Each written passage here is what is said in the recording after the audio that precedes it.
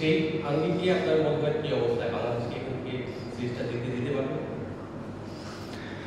না, কালকেটা তো কালকেই বলা যাবে, বাট লাস্ট ম্যাচটা আমরা যেভাবে খেলেছি আমার মনে হয় যে ছেলেরা ভালো মোমেন্টাম পেয়েছে এবং কনফিডেন্সটাও আমাদের আসছে। তো আই হোপ দ্যাট এইখানে আমরা শেষটা ভালোভাবে করতে পারি এবং ইনশাআল্লাহ আমরা ভালো খেলার চেষ্টা করব। কোচ, মিডল অর্ডারে একটা সমস্যা দেখা যাচ্ছে, তো এটা নিয়ে নতুন কোনো ভাবনার সুযোগ আছে নাকি আমাদের যে আগের যে প্ল্যান ছিল সেগুলো? এই মুমেন্টে তো আসলে নতুনভাবে ভাববার আসলে কোনো সুযোগ নেই। আমরা যে প্ল্যানে খেলতেছি সেভাবেই খেলার চেষ্টা করব, বাট হোপফুলি আমাদের মিডল অর্ডারে ক্লিক করলে হয়তো আমরা আরও ভালো খেলতে পারবো। বাট আমার মনে হয় যে এই মুমেন্টে আমাদের খুব বেশি চেঞ্জেস আসলে নাইও করার মতো অপশনও নাই বাইরে। কারণ আপনারা হয়তো প্রথম ম্যাচের কথা অনেক কথা বলতেছেন, আসলে আমাদের বেঞ্চে তো আসলে ওরকম প্লেয়ার মিডল অর্ডার প্লেয়ার ছিল না। যে একটা ব্যাটসম্যানই ছিল সেটা নাইম ছিল, এছাড়া আমাদের আসলে কাউকে খেলানোর মতো অপশন ছিল না, জাকির ইনজুর ছিল। তো আমাদের যে স্ট্রেংথ আছে সেই স্ট্রেংথে আমরা যাব।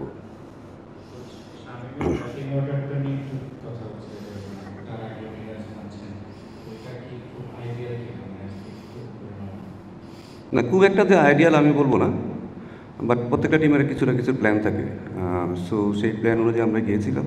বাট যেহেতু আমরা সবসময় চাই যে জাকির এবং শামীম সবসময় ফিনিশ করবে এবং তাদেরকে এমন কোনো রোল দিব না যে রোলে আসলে তারা যা টিমটা আস্তে আস্তে বিল্ড করবে। আমার মনে হয় এরা এসে যেন ফ্রি খেলতে পারে। তো ওইরকম আমাদের প্ল্যানটা ওইভাবেই থাকে। এবং খুব বেশি যে আমাদের নিচেও পাওয়ার হিটার আছে সেটাও আমাদের আসলে চিন্তা করতে হয় যে আমাদের না অনেক নিচে আমাদের অনেক পাওয়ার হিটার আছে, বড় বড় ছেলেপেলে আছে যারা বড় বড় শট খেলবে। সো আমাদের আসলে অনেক কিছু চিন্তা করতে হয়। বাট শামীম যেভাবে প্রুভ করছে যে না, সে যে কোনো যদি তাকে বেশি ওভারও দেওয়া হয় সেখানেও সে ভালো করতে পারবে। সো এটা আমাদের জন্য অনেক কনফিডেন্স দিবে। ইনশাল্লাহ হয়তো আমরা পরবর্তী ম্যাচে সেরকম প্ল্যান করবো। কোচ, এখন তো আসলে সব বোর্ডই হোয়াইট বল ক্রিকেটটা একই প্ল্যানে খেলে। তো আমাদের দেখা যাচ্ছে যে দুই ফর্মেটে দুজন ডিফারেন্ট ক্যাপ্টেন, অ্যান্ড ওয়ান ডেতে লিটনের জায়গাটা ফিক্স না এখন আর। টি-20তেও মিরাজের পারফরমেন্স ঠিক আশাব্যঞ্জক না, আপনি বললেন যে আইডিয়াল সিনারিও না। তো দুই ফর্মেটে দুই ডিফারেন্ট ক্যাপ্টেন যাদের অন্য ফর্মেটগুলোতে জায়গা নিশ্চিত না, এটা আসলে টিমের জন্য কতটা চ্যালেঞ্জিং, অ্যান্ড এটা আপনারা কীভাবে কোপ আপ করেন? দেখেন, আমাদের যে সিচুয়েশনে আমাদের সবসময় চ্যালেঞ্জের মধ্যে থাকতে হয়। আমাদের অনেক কিছু আসলে মেনে নিতে হয়, অনেক কিছু আমাদের যেটা আসলে টিমের জন্য সুইটেবল না, বাট তারপরেও আমাদের আসলে ওগুলো মেনে নিতে হয় এবং আমাদের আসলে আপনি আমাদের যে প্লেয়ারগুলো দিবেন তাদের মধ্যে আমাদের বেস্ট আউটপুটটা নেওয়ার চেষ্টা করি আমরা। এখানে তো আমাদের অনেক কিছু করারও নাই, চাইলেও আমরা করতে পারি না। আমার কাছে যে বেস্ট 15টা প্লেয়ার থাকে সেখান থেকে আমরা বেস্ট কীভাবে আউটপুট নিতে পারি। এখন কে কোন ফরম্যাটে আছে কীভাবে না আছে সেটা আসলে খুব ডিফিকাল্ট, বাট এটা একটা যদি ভালো একটা স্ট্রাকচার ওয়েতে আসে আমার মনে হয় যেটা আমাদের জন্য অনেক বেটার হবে। কারণ আপনি যদি খেয়াল করে দেখেন শ্রীলঙ্কা টিমের খুব বেশি ধরুন টেস্টের থেকে ওয়ানডে কিন্তু ব্যাটিং অর্ডার খুব বেশি চেঞ্জেস নাই, বাট টি-20তেও কিন্তু খুব বেশি চেঞ্জেস নাই। আমাদের কিন্তু কন্টিনিউ চেঞ্জেস করতে হয়, 5টা প্লেয়ার যায় আবার 5টা প্লেয়ার আসে, 1-2 দিনের মধ্যে তাদের কিন্তু টিমের সাথে কোপ আপ করতে হয়। সো আমাদের খুব বেশি যে লাক্সারিয়াস হওয়ার মতো আসলে সুযোগ নেই, বাট চেষ্টা করবো টিমটার জন্য একটা ভালো স্থিতিশীল পরিস্থিতি আসে যেটা আমাদের টিমের জন্য অনেক কাজে দেবে। কোচ, আমরা দেখলাম যে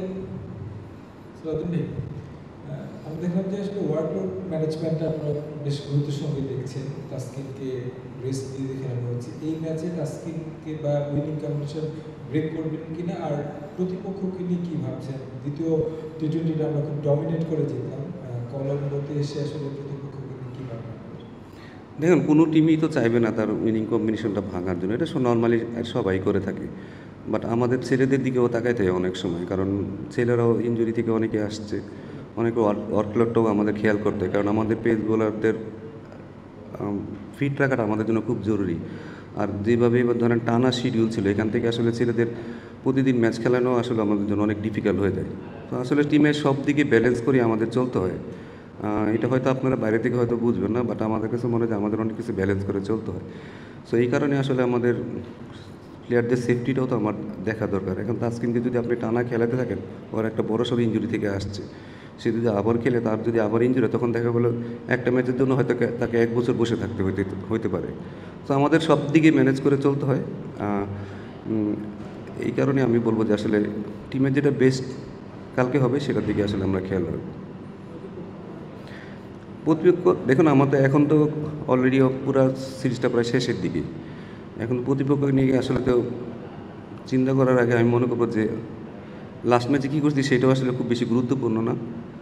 কালকে আমরা যেন তাদেরকে হারাতে পারি সেই স্ট্র্যাটেজি নিয়ে আমাদের যেতে হবে, সেটা হচ্ছে বেশি ইম্পর্টেন্ট, এবং তার জন্য আমাদের যা যা অস্ত্র নিয়ে যাওয়া দরকার সেটা নিয়ে আমরা নিয়ে যাব। সালাম ভাই, সিরিজ আগে আসলে শেখ মেহেদী সিরিজ ছিল একটা সিরিজে নাসিম আমাদের টি20 ভালো করছে বিভিন্ন সময়, আসলে তাদের খেলার মধ্যে পরিকল্পনা আছে কিনা, শেখ মেহেদীকে একটু আল্লাহকে বলবেন কিনা? আমি আপনাদের একটা আবার বলি যে দেখেন, আমাদের অনেক কিছু লাক্সারি করার মতো আসলে সুযোগ থাকে না, এটা আমাদের বুঝতে হবে। আমাদের অনেক সময় ব্যাটসম্যান শর্টেজ হয়, অনেক সময় বলার শর্টেজ হয়ে যায়। ধরুন সাকিব যখন ছিল তখন হয়তো আমাদের সেই লাক্সারি করার মতো সুযোগ ছিল, একটা এক্সট্রা বলার খেলাতে পারতাম, একটা এক্সট্রা ব্যাটসম্যান খেলাতে পারতাম। তো টিমের স্ট্রেংথের অনুযায়ী আমাদের আসলে সবসময় চলতে হয়। সো সেইভাবেই আসলে আমরা টিম সেট আপটা করি। আমরা জানি যে নাসিমকে খেলাইলে হয়তো আমাদের বেনিফিট হতে পারে, বাট তখন হয়তো আপনাকে তবে রিশাদকে বসাইতে হবে অথবা অন্য কাউকে বসাইতে হবে। তো সব দিকে ব্যালেন্স করে টিমের অপোনেন্টের উপর ডিপেন্ড করে আসলে আমাদের টিমটা সবসময় করতে হয়। তো এখানে যেহেতু আবার ব্যাটিংয়ের দিকে আবার তাকাইতে হবে যে আপনার ব্যাটসম্যান কতগুলো আছে, কীভাবে আছে, কেউ ফর্মে আছে কিনা, অফ ফর্মে আছে কিনা, সেটার উপরে আসলে টিমের অনেক কিছু চলতে হয়। তো এই কারণে আমি বলবো যে আসলে যেটাই আমরা করার চেষ্টা করি আমরা সবাই মিলেই করি, এবং চেষ্টা করি যে আসলে বেস্ট পসিবল 11 কাকে খেলানো যায়, যেটা দিয়ে আমাদের আসলে রেজাল্ট আসা যায়। সাউদুল ভাই, মানে ক্রিকেট শ্রীলঙ্কার সাথে রাইভালরিটা শুরু হলো মূলত আমাদের নিদাস ট্রফির মাধ্যমে, এবং এই ভেন্যুতেই নিদাস ট্রফিতে আমরা শ্রীলঙ্কাকে 2বার হাতে পেয়েছিলাম। এই বিষয়গুলো নিয়ে কিছুটা মানে অনুপ্রেরণার মতো কাজ করে কিনা ক্রিকেটারদের, এগুলো নিয়ে আলোচনা হয় কিনা অন্তত ড্রেসিং রুমে কিংবা নিজেদের মধ্যে? দেখুন, অনুপ্রেরণা সবসময় আসলে আপনি যখনই ভালো খেলবেন, জিতবেন, তখনই আসলে অনুপ্রেরণা বেশি আসে। তো আমার মনে হয় লাস্ট ম্যাচটা আমরা যেহেতু ভালোভাবে খেলেছি, ভালো ম্যাচ জিতেছি, আমার মনে হয় সেটা একটা বড় অনুপ্রেরণা। হিস্ট্রিতে কী করছি সেটা আসলে খুব বেশি ম্যাটার করে না। আমি অ্যাজ এ কোচ আমি কখনো চিন্তা করি না হিস্ট্রি কী করেছি, কারণ কালকে যদি খারাপ খেলি তাহলে আমাদের খারাপই হবে। সো চেষ্টা করব যেন আমরা আগামীকালের ম্যাচটা ভালো খেলতে পারি, সব দিক দিয়ে যেন আমরা ব্যাটিং, বোলিং, ফিল্ডিং যেন সব দিক দিয়ে ভালো করতে পারি। সালাদুল ভাই,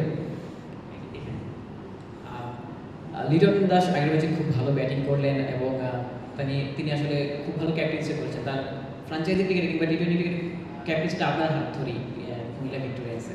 তার ক্যাপ্টেন্সিটা আপনি কেমন দেখেছেন? আর এত মানে যত সমালোচিত ছিল এবং যত প্রেশারে ছিল, সেখান থেকে এই ইনিংসটাকে আপনি কীভাবে মূল্যায়ন করেন? দেখুন, আমাদের দেশে ক্রিকেট খেলতে হলে আপনাকে সমালোচনা সহ্য করতেই হবে, এটাই স্বাভাবিক।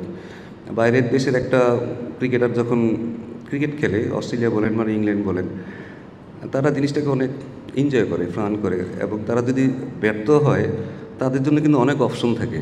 তারা অন্য একটা জব করতে পারবে, তারা যে কোনো জবই করতে পারবে। আর যদি জব নাও করে, গভর্নমেন্ট কিন্তু তাকে ওই বেকার ভাতা দিবে। আমার দেশের ক্রিকেটারদের কিন্তু এই অবস্থা না। আমাদের দিকে সেটা একটু এক্সট্রা প্রেশার চলে আসে অটোমেটিক, কারণ টিমে থাকা, টিমের বাইরে চলে যাওয়া, ফ্যামিলি চালানো, সব কিছু কিন্তু এই ক্রিকেটের উপরেই হবে। এই ছেলেরা কখনো যে বাইরে হয়তো কোনো চাকরি করতে পারবে না। সো ক্রিকেটটাই তাদের শখ, এখানে স্বাভাবিকভাবে আপনাকে একটু এক্সট্রা প্রেশার চলে আসে। বাট এখান থেকে বের হওয়ার আমরা চেষ্টা করতেছি কীভাবে আসলে আমরা এখান থেকে বের হতে পারবো, কারণ আমাদের বের হতেই হবে। তো চেষ্টা করতেছি ছেলেদের মেন্টালিটি যেন আরও বেটার হয়, তারা যেন ক্রিকেটটাকে একটু মজা করে, কারণ একটা ছোটোখাটো ব্যাপারে হয়তো তারা অনেক প্রেশারে চলে আসে। সিম্পল আপনার একটা লেখাতে হয়তো তাদের প্রেশার চলে আসতে পারে, বাট আমার মনে হয় যে এগুলোর থেকে তাদের ওভারকাম করতে হবে, শিখতে হবে তারা যেন এটা অনেক বেশি মজা পায়, ক্রিকেটটা খেলে যেন তারা এনজয় করতে পারে, সেটার দিকে আমাদের লক্ষ্য রাখতে হবে। ক্যাপ্টেন্সি আমি বলবো যে লিটনকে আমি সামনাসামনি যখন দেখি বা যখন ক্রিকেট নিয়ে কথা বলে, সে অনেক ডিপ চিন্তা করে। তো অ্যাজ এ ক্যাপ্টেনের আসলে অনেক ডিপ চিন্তা করাটা অনেক বেশি জরুরি। মাঝে মাঝে হয়তো একটু ওভার থিঙ্কিং করে, কারণ ভালো খেলতে চাই। যখন আপনি ওভার থিঙ্কিং করবেন তখন আপনি আসলে খেলাটা খুব বেশি এনজয় করবেন না, এই কারণে হয়তো তার পারফরমেন্সটা মাঝে মাঝে খারাপ হয়। তো আমার মনে হয় এখান থেকেও সে বের হওয়ার চেষ্টা করতেছে। আমার মনে হয় ভবিষ্যতে সে আরও ভালো ক্যাপ্টেন্সি করবে। তাহিদ হৃদয়ের কথা যদি বলি, তিনি যখন আসলে ক্যারিয়ারটা শুরু করেন একটু অ্যাগ্রেসিভ ছিলেন, স্ট্রাইক রেটটা ভালো রাখার চেষ্টা করতেন, কিন্তু বিগত কয়েকটা সিরিজ কিংবা কয়েকটা ম্যাচে যেন মনে হচ্ছে একটু ধীর গতিতে খেলছেন। এই তাহিদ হৃদয় কি আসলে নিজের ব্যাটিং স্টাইলটা চেঞ্জ করেছেন কিনা, বা তার আসলে ব্যাটিং স্টাইলটা নিয়ে আপনার অবজারভেশনটা? আমি বলি যে প্রত্যেকটা ছেলে আসলে টিমের জন্য খেলে, ছেলেরা সবসময় টিমের জন্য খেলে। আপনি যখন দেখবেন আপনার স্কোর বোর্ডে রান নাই, 2 উইকেট পড়ে গেছে, আপনি আপনার স্বাভাবিক খেলাটা হয়তো চাইলেও খেলতে পারবেন না।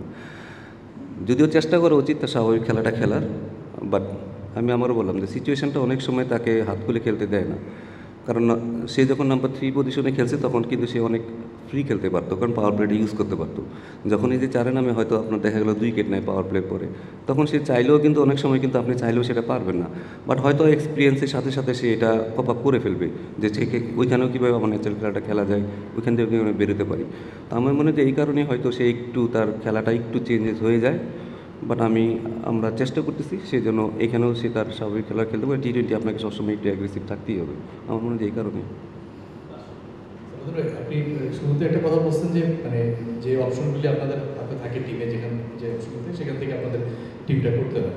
তো যখন 15 বা 16 মেম্বার্স টিমটা হয়, কোচিং স্টাফের সঙ্গে তো সিলেক্টরদের একটা আলোচনা হয়, সেখানে আপনারা নিশ্চয়ই আপনাদের চাহিদাটা দেন নাকি আপনি বলবেন যে সিলেক্টরদের হাতেও অপশন কম, মানে সেটা বাইরেও আমাদের আসলে এই গ্যাপগুলো পূরণ করা হতো ক্রিকেটার? আসলে সব দিকেই এটা আসলে কাউকে দোষ দিয়েও লাভ নেই, কারণ আমাদের হাতে অপশনও কম এবং সিলেক্টরদের হাতেও অপশনও কম। অপশনটা বাড়লে আমাদের জন্য ভালো হবে, সিলেক্টরদের জন্যও ভালো হবে। বাট ডিসকাশন যে হয় না এটা বলবো না, আমরা সিলেক্টররা কোচদের সাথে আমার হেড কোচের সাথে ডিসকাস করি, ক্যাপ্টেনের সাথে ডিসকাস করে।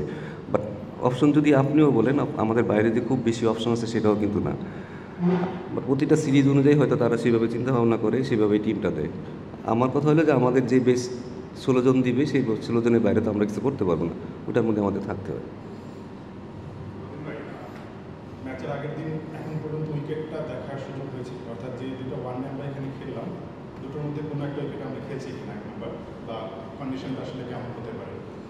নাম্বার 2 হচ্ছে যেহেতু বিসিবি একজন নতুন ব্যাটিং কোচ খুঁজছে, বলেছিল এর মধ্যে আসলে যে বিদেশি একজন ব্যাটিং কোচ খুঁজবে এবং স্পেশালাইজড যেহেতু কোনো ব্যাটিং কোচ আপাতত নয়, আপনি দেখভালটা করছেন পুরো ব্যাটিং ডিপার্টমেন্টটা, কোনোভাবে কি এটা যদি হয় আপনার সঙ্গে কনফ্লিক্ট করবে কিনা, বা মানে আপনার দায়িত্বে সেটা কোনোভাবে আসলে প্রভাব পড়বে কিনা? দেখুন, আমি কোচ, আমাকে যদি আপনি বলেন যে কালকে সালাউদ্দিন তুমি যাও 13-এ যাই কোচিং করাও, আই ডোন্ট মাইন্ড। আমার এখানে ট্যাগ লেখা নাই যে আমি কোচ ন্যাশনাল টিমেরই শুধু। সো এটা নিয়ে আমার কখনো ইগো সমস্যাও নেই, আমার কোনো কিছু সমস্যা নেই, এটা নিয়ে আমি চিন্তিতও না। আর কেউ আসলে কেউ যদি ভালো কেউ আসে যেটা যদি টিমের জন্য যদি ভালো হয়, দেখুন এই বাংলাদেশ টিম আমার বাপদাদার সম্পত্তি না, ঠিক আছে? এটা হচ্ছে যে ভালো যদি ভালো না করি এখানে সমালোচনা হবেই, এটা আমাকে স্বাভাবিকভাবে মেনে নিতেই হবে। ভালো করলে সবাই বাহাবা দিবে, বাট আমি কি টিমের জন্য আমার 100% দিচ্ছি কি না, আমি কি আমার জায়গায় অনেস্ট কি না, সেটা আমার কাছে মুখ্য বিষয়। আজকে ধরেন 27-28 বছর কোচিং করার পরে যদি কেউ যদি বলে যে আমি কী যেন বলছে, আপনারা যেমন বলেন যে টিমে অনেক অভিযোগ, কিন্তু অভিযোগগুলো আপনি একটু লিখে দিলে ভালো হইতো।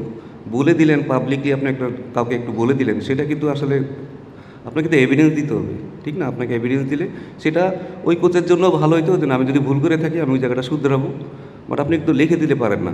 বাট আমি জানি আমি আমার জায়গায় 100% অনেস্ট কিনা, আমি হয়তো ভালো কোচ নাও হতে পারি, ঠিক আছে? আমি যদি ভালো না হয় আমাকে বোর্ড আমাকে সরাই দেবে, কোনো সমস্যা নেই।